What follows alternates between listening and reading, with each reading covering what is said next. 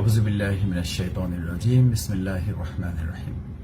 আলহামদুলিল্লাহ ওয়াসসালাতু ওয়াসসালামু আলা রাসূলিল্লাহ ওয়া আলা আলিহি ওয়া সাহবিহি আজমাইন।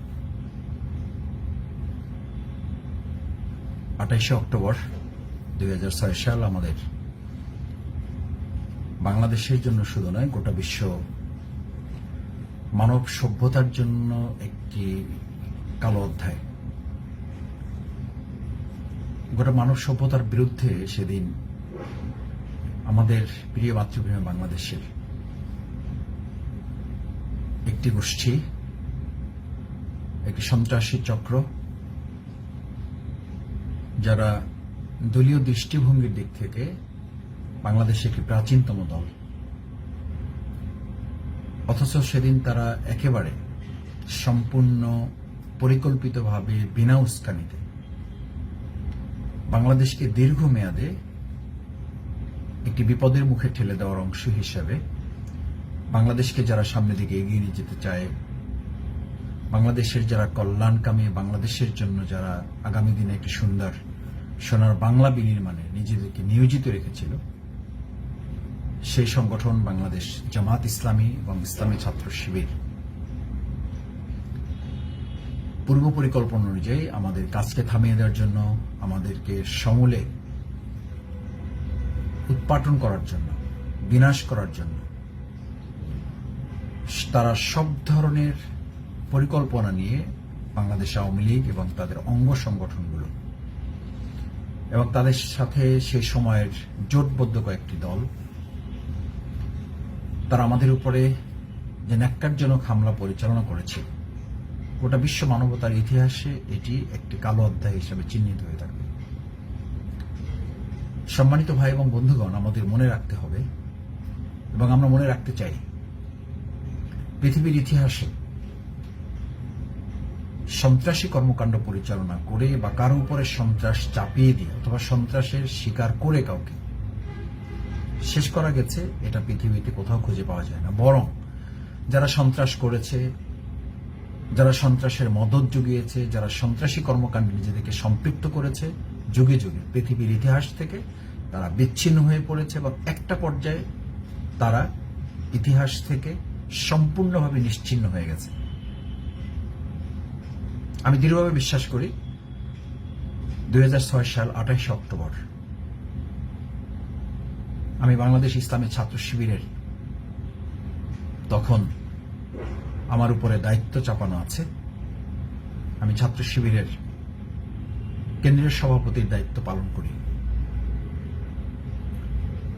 সম্মানিত ভাই বন্ধুগণ,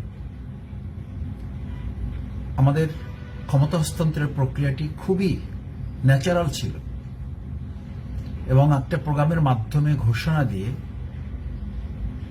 আমরা একটি সরকারের হাতে ক্ষমতা তুলে দেওয়ার সমস্ত আয়োজন সম্পন্ন। ঠিক সেরকম একটা সময়ে আমাদের উপরে যে নির্মম নির্যাতন, সন্ত্রাসী কর্মকাণ্ড পরিচালনার সিদ্ধান্ত আওয়ামী লীগ এবং তাদের তৎকালীন জোটের সবগুলো সংগঠন একত্রিত হয়ে কতিপয় সন্ত্রাসীকে ভাড়াটে হিসাবে তাদেরকে নিয়োজিত করে আমাদের উপরে যে লগি বৈশার অত্যাচার তারা করেছে, এটা পৃথিবীর ইতিহাসে শুধু বিরল বলা যাবে না, এটা বোধহয় এখনো একমাত্র ঘটনা। অনেক বড় ঘটনা ঘটেছে পৃথিবীতে, অনেক বড় ঘটনা ঘটেছে, কিন্তু এরকম ন্যাক্কারজনক ঘৃণ্য হামলা আমার দেখা একমাত্র ঘটনা এখন পর্যন্ত। আমাদের দায়িত্ব পালন করাকালীন আমার সে সময় কেবল প্রথম বছর 2006 সালের, আমরা আমাদের স্বাভাবিক প্রক্রিয়া অনুযায়ী সকালে আমাদের 10টায় আমাদের প্রোগ্রাম শুরু হওয়ার কথা। আমাদের সেই প্রোগ্রামের প্রস্তুতি নিয়ে আমরা ব্যস্ত। আমি সকালেই অফিসে চলে এসেছি। আমি খুব বিস্মিত হয়েছি যে সকাল 7টা বা 7:30টার দিকে আমি অফিসে এসে পৌঁছেছি, কেন্দ্রীয় অফিস পুরানা পল্টন। আমাদের আরো কিছু ভাইয়ের আমার সাথে আছেন। আমরা আমাদের প্রোগ্রামের বাইতুল মোকাররমের উত্তর গেটে আমাদের প্রোগ্রামের প্রস্তুতি নিয়ে একটু আলোচনা করছি। আমাদের তৎকালীন আমিরে জামাত শহীদ মাওলানা মতিউর রহমান নিজামী ভাই আমাদের প্রোগ্রামের প্রধান অতিথি থাকার কথা, তখন তিনি শিল্পমন্ত্রী। এই বিষয়ে আমরা কিছু আলোচনা করছি। হঠাৎ করে এ সময় আমাদের কাছে খবর আসলো যে কতিপয় সন্ত্রাসীরা লগি বৈঠা নিয়ে পূর্ববর্তী ঘোষণা অনুযায়ী তৎকালীন বিরোধী দলীয় নেত্রী আওয়ামী লীগের সভানেত্রী শেখ হাসিনা নির্দেশ দিয়েছিলেন লগি বৈঠা নিয়ে আপনারা মাঠে হাজির হবেন। ঠিক সেই নির্দেশ পালন করি আমাদের ভাইয়েরা যারা আমাদের সমাবেশ স্থলে দায়িত্ব পালনের জন্য আসা শুরু করেছিলেন, তখনও আমাদের প্রোগ্রামের জনশক্তি আসা শুরু হয়নি, প্রোগ্রামের বিভিন্ন পর্যায়ের নেতাকর্মী আসা শুরু হয়নি। প্রোগ্রামের সাথে প্রস্তুতি পর্বে যারা সম্পৃক্ত, ডেকোরেশনের সাথে, শৃঙ্খলা বিভাগের সাথে, তারপরে আমাদের অন্যান্য বিভাগগুলোর সাথে যারা সম্পৃক্ত, তারা আসা শুরু করেছে। তাদের উপর হামলা শুরু হয়ে গেল এবং একে একে করে হামলা শুরু হয়েছে। খবর শুনতে না শুনতেই রক্তাক্ত অবস্থায় আমাদের ভাইরা আমাদের অফিসের দিকে ছুটে আসতে শুরু করল এবং এমন ভাইকে আমি দেখলাম যে তার মাথা রক্ত বের হয়ে, চোখ ভিজে, কান ভিজে, তার দাড়ি ভিজে, বুক জামা ভিজে, চপচপে অবস্থা। আমরা অবাক হয়ে গেলাম যে কোনো তথ্য ছাড়াই, কোনো বুঝে ওঠা ছাড়াই এরকম একটা নির্যাতনের মুখে আমাদেরকে ফেলে দেওয়া হলো। আমরা সামনের দিকে এগুলো, সামনের দিকে যেতেই দেখি যে তারা তাদের সমস্ত একদম প্রকাশ্যে অস্ত্র নিয়ে, গুলি নিয়ে, বন্দুক নিয়ে, পিস্তল হাতে নিয়ে, লগি বৈঠা তো আছেই, এগুলো নিয়ে তারা আমাদের সামনে উপস্থিত হয়ে গেল এবং আমাদেরকে তারা হামলা করা শুরু করলো। আমাদের ভাইয়েরা পথে যারা আছে তাদেরকে এবং ওদিক থেকে বিভিন্ন দিক থেকে যারা আসতেছিল তাদেরকে পথের 3 দিক থেকে ঘেরাও করে তাদেরকে নির্মম নির্যাতন করা শুরু করল। আমার ভালো মনে আছে আমাদের শহীদ মুজাহিদ ভাই, শহীদ মাসুম ভাই, শহীদ শিপন ভাই, শহীদ জসিম ভাই, এদেরকে যে রক্তাক্ত করা হয়েছে, আমি যখন আমি শুনলাম, আমি শুনে যখন আমাদের ভাইদেরকে নিয়ে আমি সামনে এগোলাম, আমি খেয়াল করলাম যে আমাদের ভাইদের রক্তাক্ত অবস্থায় আমি একের পর এক তাদেরকে ডিঙিয়ে সামনে যাচ্ছি। রক্তাক্ত অবস্থায় পড়ে আছে আমাদের ভাইদেরকে, রক্তাক্ত অবস্থায় রিক্সা করে নিয়ে আসা হচ্ছে, মানে নিয়ে আসে এখন আর কুলানো যাচ্ছে না। এই আহত ভাইদেরকে, রক্তাক্ত ভাইদেরকে, কেউ কেউ সেন্সলেস হয়ে রাস্তায় পড়ে আছেন, তাদেরকে তুলে নিয়ে আসার মতো লোক পর্যন্ত আমাদের নেই, কারণ তখন সকালবেলা, আমাদের তো ওই সময় সবাই আসার কথাও না। আমি দেশবাসীর সামনে এটা পরিষ্কার করতে চাই যে সেদিন আমাদেরকে রক্ত ঝরানো হয়েছে, আমাদের ভাইদেরকে শহীদ করা হয়েছে। আল্লাহ তাআলার ঘোষণা আছে, ওয়াইয়াত্তাখিযা মিনকুম শুহাদা, শহীদ করে, হত্যা করে আল্লাহ তাআলার নির্দেশ এই পৃথিবীতে বাস্তবায়নের কাজে যারা নিয়োজিত তাদেরকে শেষ করা যায় না। এটা বরং আল্লাহর নিয়ম যে এই কাজে যারা নিয়োজিত থাকবেন কোন একটা পর্যায়ে তাদেরকে আল্লাহ তাআলা শহীদ হিসাবে কবুল করবেন। এটা আল্লাহর জমিন, আল্লাহর দিন বিজয়ের একটা শর্ত। সুতরাং যারা আমাদেরকে শহীদ করে আমাদের এই কাজকে বন্ধ করতে চায় তারা তো বোকার স্বর্গে আছেন। তারা বরং নিজেদেরকে নিশ্চিহ্ন করার পথ তারা রচনা করেছেন, তাদের নিজেদের নিশ্চিহ্ন করার পথ তারা রচনা করেছেন এবং এটা হবে। যারা একটা মানুষকে হত্যা করে বরং তারা একটা জাতিকে হত্যা করে এবং সেই জাতি তারা নিজেরা, তাদের নিজেদেরকে তারা সমূলে মূলোৎপাটনের জন্য সমস্ত আয়োজন 2006 সালের 28শে অক্টোবর তারা সম্পন্ন করে ফেলেছে। এখন শুধু ইতিহাসের নিরিখে এটা দেখার পালা, জাতি অপেক্ষা করছে। যারা 2006 সালের 28শে অক্টোবর বাংলাদেশ জামাত ইসলামী, ইসলামী ছাত্র শিবিরের উপরে ঢাকা সহ সারা দেশে যে নির্মম নির্যাতন তারা চালিয়েছে, এটার বিনিময় হিসাবে, এটার প্রতিশোধ হিসাবে, এটা পৃথিবীর কারো প্রতিশোধ নিতে হবে, এটা নিয়তির প্রতিশোধ, এটা আল্লাহ তাআলার বদলা। ওয়াইয়াত্তাখিযা মিনকুম শুহাদা, যাদেরকে শহীদ করা হবে আর যাদেরকে তারা শহীদ করবে, যারা করবে শহীদ, যারা নির্মম নির্যাতন করবে, যারা এই গুলি চালাবে, যারা লগি বৈঠকে হামলা চালিয়েছে, ওয়াইয়াম হাকাল কাফিরিন, আল্লাহ তাআলা তাদেরকে সমূলে বিনাশ করবেন, সমূলে মূলোৎপাটন করবেন। এটা আল্লাহর ওয়াদা, এটাই পৃথিবীর কারো দায়িত্ব না, এটা আল্লাহ তাআলা পৃথিবীর মালিক যিনি, তার দায়িত্ব। এটা হয়েছে যুগে যুগে, পৃথিবীর এরকম ইতিহাস রচিত হয়েছে। যারা এরকম মানব সভ্যতাকে, মানব জাতিকে হত্যা করতে চেয়েছে, আল্লাহ তাদেরকে শেষ করে দিয়েছেন শেষ করে, একটা দুটো ঘটনা। এবং সেই ঘটনার সাক্ষী আমাদের এই বাংলাদেশের আওয়ামী লীগ হবে, এই দেশের মানুষ সেটা দেখতে পাবে, ইতিহাস রচিত হবেই, ইনশাআল্লাহ হবে। সম্মানিত ভাই বন্ধুগণ, আমি আরেকটা কথা বলতে চাই। দেখুন, 2006 সালের 28 অক্টোবর আমাদের প্রস্তুতি কতটুকু ছিল তার চেয়ে বড় কথা হচ্ছে, যারা আল্লাহর দ্বীনের জন্য কাজ করে আল্লাহ তাআলা তাদেরকে সাহায্য করেন। আমি আমার চোখের সামনে আল্লাহ সুবহানাহু ওয়া তাআলার সাহায্য অবলোকন করার অনেকগুলো ঘটনার মধ্যে 2006 সালের 28 অক্টোবর একটি। 28 অক্টোবর একটি আমার চোখের সামনে গুলি এসে পড়েছে। আমার চোখের সামনে একের পর এক বোমা হামলা চালানো হয়েছে। আমাদের সেদিন ভাইদের রক্তের বন্যা বয়ে যাওয়ার কথা। আমাদের মাত্র সেদিন কয়েকজন না, কয়েক শত না, কয়েক হাজার আমাদের শহীদ হয়ে যাওয়ার কথা। নিতান্তই আল্লাহ তাআলা তার দয়া, অনুগ্রহ, নিরাপত্তার চাদর দিয়ে তিনি আমাদেরকে সাহায্য করেছেন। আলহামদুলিল্লাহ, দয়া নিরাপত্তার চাদর দিয়ে তিনি আমাদেরকে সাহায্য করেছেন এবং আমাদের ভাইয়েরা সাহসী ভূমিকা রেখেছে। 2006 সালের 28 অক্টোবর আমাদের একটা বিজয় অর্জিত হয়ে গেছে। 2006 সালের 28 অক্টোবর আমাদের একটা বিজয় হয়ে গেছে। এই বিজয়টি এখন শুধুমাত্র প্রতিষ্ঠা পাবে ইনশাআল্লাহ, এবং প্রতিষ্ঠা পাবে, রক্ত ব্যর্থ হবে না। আমাদের ভাইদের সেদিনের চোখের পানি ব্যর্থ হবে না। আমাদের ভাইয়েরা সেদিন সকাল 7টা থেকে সন্ধ্যা 7টা পর্যন্ত 12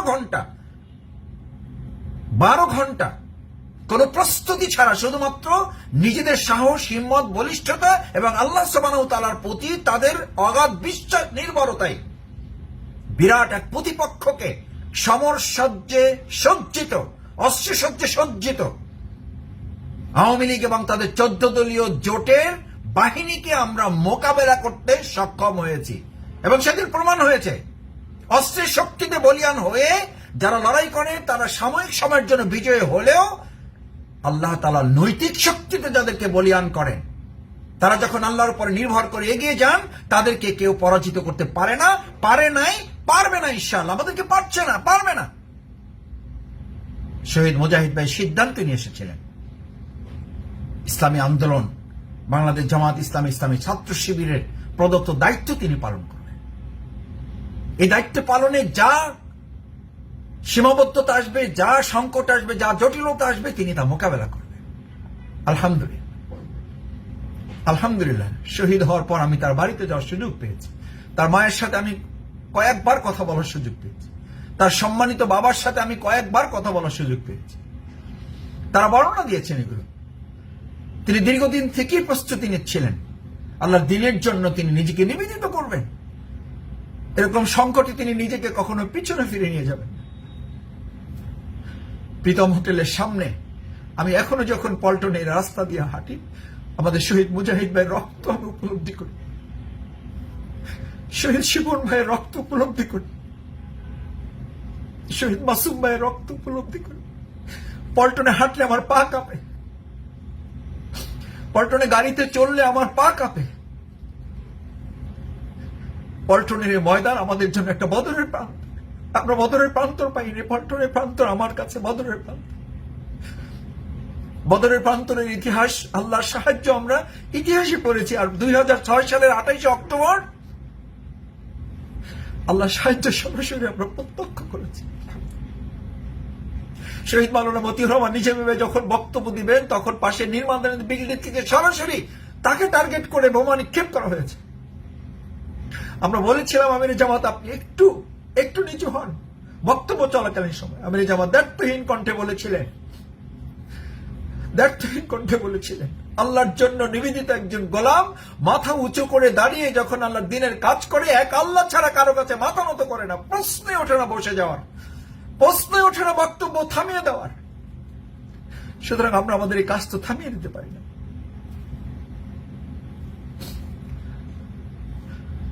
আমি অনুরোধ করতে চাই, সম্মানিত ভাই এবং বন্ধুগণ, বাংলাদেশ জামাত ইসলামী, ইসলামী আন্দোলন হিসেবে আল্লাহ তাআলা আমাদেরকে কবুল ও মঞ্জুর করেছেন। সেদিন আমাদের রক্ত কবুল করেছেন। আমরা সেদিন মানবতার পক্ষে কাজ করেছি, মানবতার বিরাট উজ্জ্বল দৃষ্টান্ত আমরা সেদিন স্থাপন করেছি। আমি যখন অফিসে ফিরে এসে দেখলাম প্রায় 14 থেকে 15টি লোককে ওখানে আমাদের ভাইয়েরা ঘেরাও করে দাঁড় করিয়ে রেখেছে। আমি বললাম কি হয়েছে? বলে মাসুদ ভাই আমাদের ভাইদেরকে হত্যা করেছে, এরা শহীদ মুজাহিদ ভাইকে পিটিয়ে পিটিয়ে হত্যা করেছে, শহীদ জসিম ভাইকে হত্যা করেছে। আমরা সেখান থেকে তাদেরকে ধরে নিয়ে এসেছি, আপনার নির্দেশের অপেক্ষায় আছি, আপনার নির্দেশের অপেক্ষায় আছি। আমি বললাম কি নির্দেশ? আপনি যা নির্দেশ দেবেন তাই হবে, এদের প্রতিশোধ নেওয়া দরকার, এরা আমাদের ভাইদেরকে চোখের সামনে আমাদের ভাইদেরকে হত্যা করেছে। আমি তখন তাদেরকে বলেছিলাম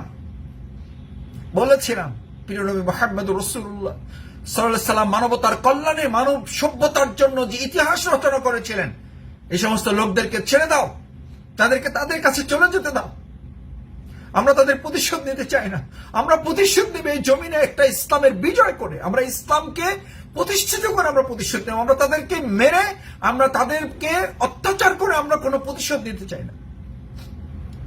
আমি আসার পর ওই লোকগুলো হাউমাউ করে কান্না শুরু করে দিল, আমাকে বলল যে ভাই আমাদেরকে বাঁচান, আমরা ভুল করেছি, ভুল স্বীকার করেছে নিজেরা, আমার কানে শোনা স্বীকার করেছে ভুল।